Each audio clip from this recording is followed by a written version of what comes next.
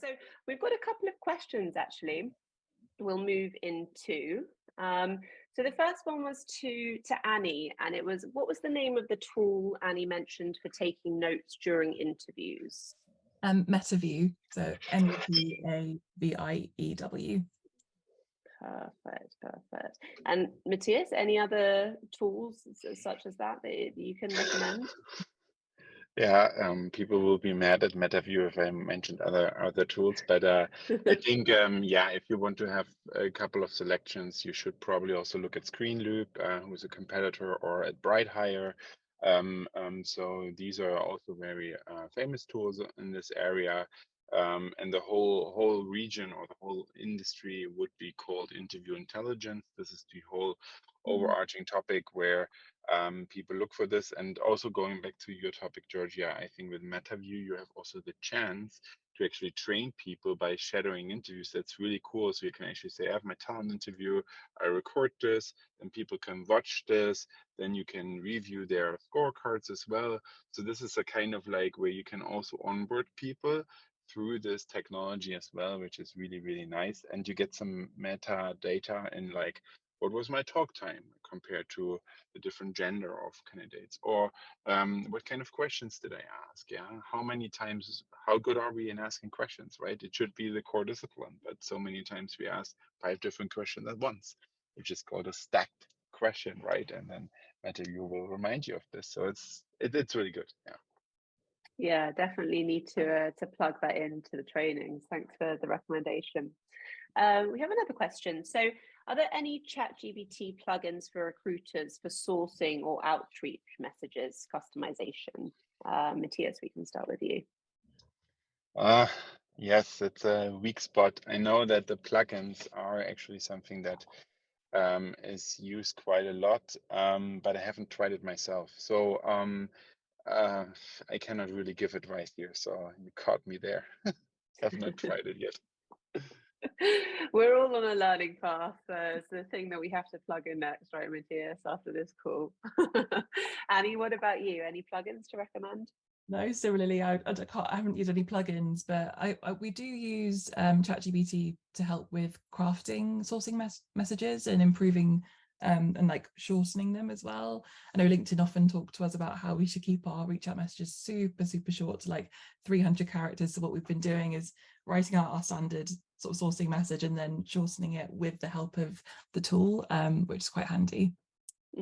Nice.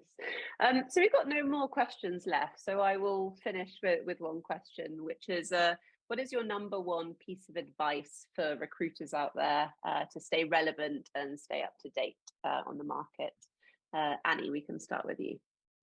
Yeah, I think I saw a video about this yesterday. Just I think for anyone that was on a team working on super specific, becoming a very super specific discipline recruiter, try and like broaden your experience as much as possible, because it does feel like there's a bit of a shift towards like there are a lot more generalist roles out there at the moment rather than super niche like product recruiters or data science recruiters as an example. And yeah, don't be afraid to like test the tools and keep up to date with AI. I think it's so important as well. So yeah, 2 bits of advice there maybe. Nice. Yeah, I think we need to, as talent professionals, need to start a list of all the great tools and plugins so we can help each other in the community. Matthias? Network. I think it's something that becomes or comes very handy if you know people, if you talk to people, if you know, at the moment we see in Berlin that the in-house or in-person events are actually like popping up again. And we see that a lot of people want to exchange, want to get involved, want to attend, talk to other people. So that's a learning opportunity. And building your network is vital. Especially in those times right now. And the second topic would be, I think, try to focus on the basics. Now, this sounds very odd, but I think you can already make a differentiation if you master your basics. So many times we think about like fancy things, but like, how do I manage hiring managers or stakeholder management? How do I get this done? How do I do this in a meaningful way? So even if you maybe sign up for a learning platform, I don't know, LinkedIn Learning, yeah, where they have a lot of recruitment content because you don't have access to Social Talent, but also Social Talent has some freemium content there. Try to educate yourself on this and try to hammer down your basics, because if you're really, really, really good on your basics, you outcompete 80% of the rest. No, it's really, really sage advice. Actually, our CEO Michael Varley always used to say that to us, and I think it's just remember those basic things. Really good point on networking too. I think this is something that I give to my team. So every week they have X number of kind of calls to do with people outside of their live work and delivery, just to stay, I guess, relevant in the market, share insights, and have these non-agendaed calls. I think that's something throughout my career has really, really helped me to build up a community and network where I can, immediately call people. So I think that's a nice tip. Oh, we have another question in. So is MetaView, lots of MetaView questions today, is MetaView equipped to understand the various interviewees' accents and other linguistic characteristics? Interesting question. Annie? So I think it is. Yeah, maybe one to look into and speak to the CEO and founder of that. But yeah, I think it's worked quite well for our team. Yeah. Matthias? Yeah, it does. So it's actually funny. I had one in a case where I had we started in German the conversation and then switched to English, because it was a German candidate, and to my surprise, because MetaView always told me, yeah, it's only working in English. To my surprise, they scripted the whole interview in German. And I was reaching out to them and said, look, are you capable of transcribing in German? Yeah, we are trialing it out already and so on, but we're not going public yet, and etc. But that's not the question here, but I'm just trying to say, look, yes, they do. I think I'm very surprised on the transcription mechanism that they have, because they train their learning models based on that English language, and also with people that are not native speakers. Yeah, don't expect it to be 100% accurate, but I think it's probably at 92, 93, 95%. Yeah, so some of those sentences might not, or some of those words, let's put it like this, might not be as accurate, but yeah, they can also switch it back. Yeah, so when I had something that doesn't add up, they have a great customer service, they go involve this, then I reach out to them about the German interview, then they switch it completely from me in English again. So, they can do a lot in the back. But they tackle this quite well. Yeah, it's crazy how quickly these tools kind of iterate as well. I mean, 92% is already pretty solid, but I'm sure it's going to get to kind of 95 any day now. Oh, another one. So what could be 2 significant ways for TA to collaborate with the marketing team to build employer branding? Matthias, we can start with you. Yeah. There's a challenge in this. Why? Because so many times I've seen that marketing teams want to actually go into this employer branding space without really understanding the target groups, right? So it's really, really important. One of the things to collaborate with them is to actually explain them what candidates really want. Yeah, because they might have this very much product brand in mind, and then they believe like, okay, if we change it a little bit here and there, then this is the employer brand. No, it's not that easy. Yeah, it's a more sophisticated process that you need to follow. So I think one of the things that I would do is really remind them on what is their target group and how would that differ in their approaches. And then a second one would be maybe invite, because what Annie mentioned is quite smart. Maybe invite one of the LM employer branding leaders to do a kind of a session around employer branding and why this is so important, and what are maybe they're also the basics of how to get started, and then have the marketing team be part of this and collaborate with this, maybe even make a workshop out of it.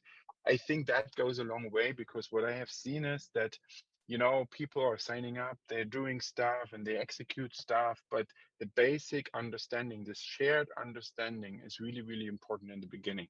Once you nail this, I would rather invest time here and invest money there. Once you have that and they have a good understanding and maybe a good next step, couple of steps, then everything else is pretty much of a smooth sailing, right?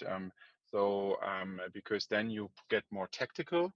You don't get more like strategic, but more tactical on, hey, can we use HubSpot, or how can we, get the data here, or I want to build a newsletter. How do I do this to leverage the talent pool or something? And this is where they can be a great help. Also, last topic, I know it's more than two, but also career pages. Career pages is essential, so many times underestimated. But if you work with your marketing team on the career pages, what kind of content do you want to see? How do you do the search functionality with the jobs? If stuff like that is not on top-notch standard, then we don't need to talk about anything else, right? Because if people take a lot of time to find your roles, or it's not displayed correctly in social media, you have a problem. Back to the basics, as we discussed earlier. Nice. And Annie, how's it working in Clio for that setup? Yeah, we're incredibly lucky. I have a dedicated employer brand manager called George. She's amazing, but she does work incredibly closely with our marketing team. There's a lot of crossover between the two disciplines, like award submissions obviously impacts both employer branding and marketing, or like Clio brand. And then also speaking events and stuff like that, I think can impact both our brand Clio and then like our employer brand. And also we use the marketing designers to help with collateral as well, so have to work hand in hand with them day to day. So just building a really strong partnership is incredibly important with marketing specifically. But as Matthias said, you have to remind them often that the audience is very different. Like our apps geared towards sort of Gen Z Gen Z people in the US, whereas we're hiring mostly kind of olderish people, well, a broad range of ages in the UK to work on Clio, the app itself. So that's quite an interesting thing for them. It's a very different kind of core audience that they're trying to attract when working on employer branding versus the Clio branding. And what are the kind of the differences in the employer branding outreaches? There's the similarities, but then like slight nuances. I think we're really pushing this high performance culture and that kind of shift a lot more.